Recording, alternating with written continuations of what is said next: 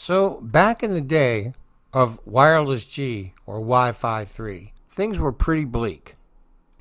You had a router with a single antenna and a single stream, and it would make a connection with the Wi-Fi device, and it was all good because back then there weren't that many Wi-Fi devices. So you had a single stream going to a single wireless device.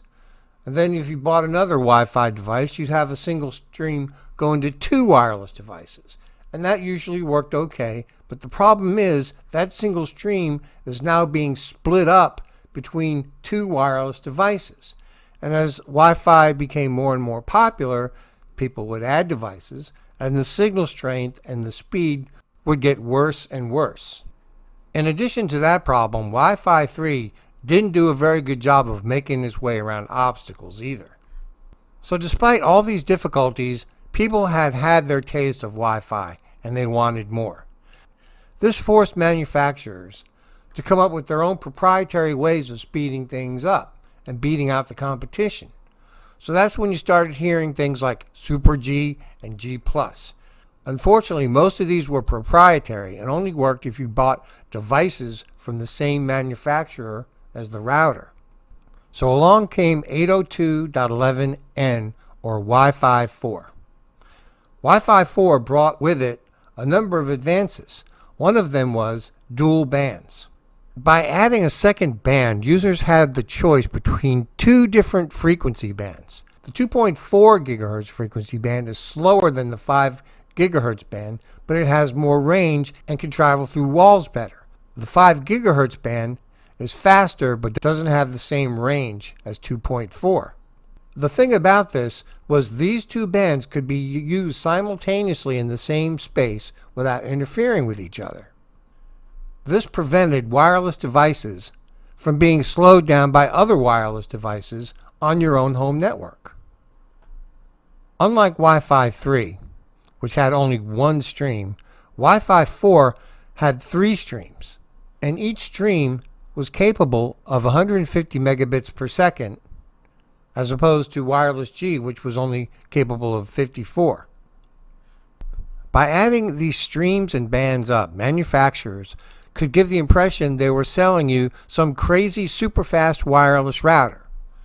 So, for example, you would have 3 streams on one band and 3 streams on the other band for a total of 6 streams, which could come out to as much as 900 megabits per second.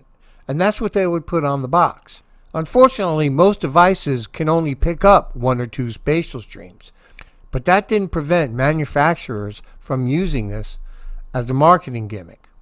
On this particular router, we have 2 streams on the 2.4 gigahertz band.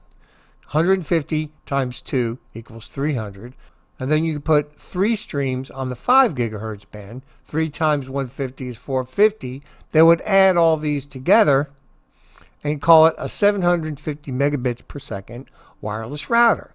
Well, that sounds good, but it really only serves the purpose of comparing it to other wireless routers.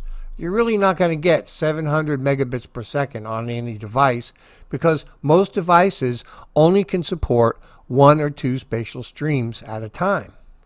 So even though your router says it's a 750 megabits per second router, you're actually only going to get about 150 to 300 megabits per second on a wireless end device.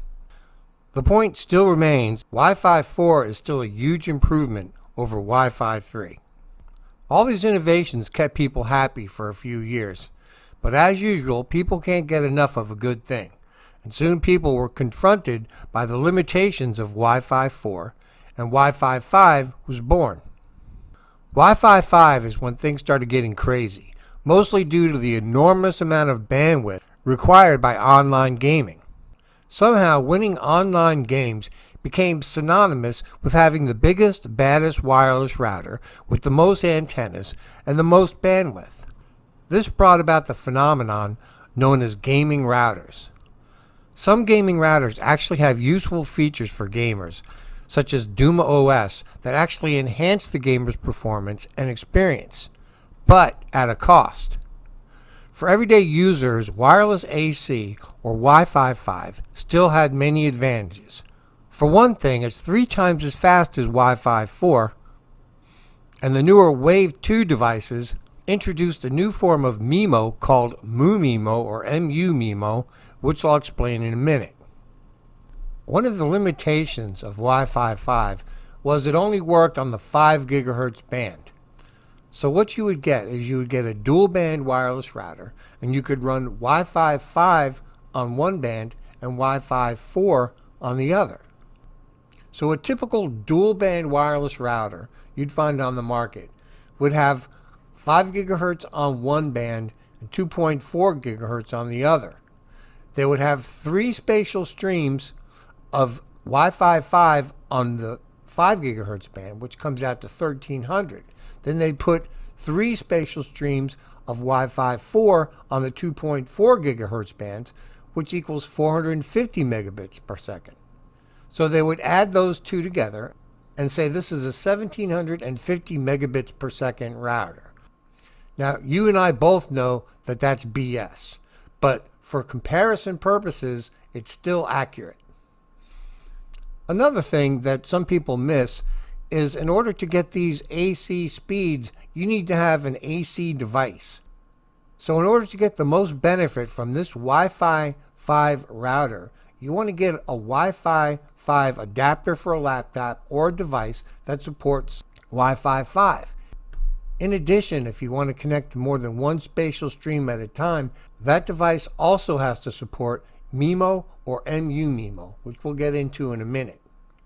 So on this wireless router, if you have a device that's connected to the 5 gigahertz band with only one spatial stream, you're going to get a maximum of 433 megabits per second. Actually, after you subtract 30% for overhead and other types of interference, not to mention distance, that number is going to be a lot less. With Wi-Fi 6, the trend continues.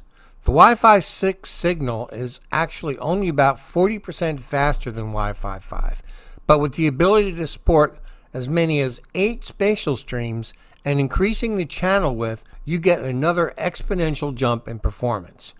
I go into details about channels in the ebook.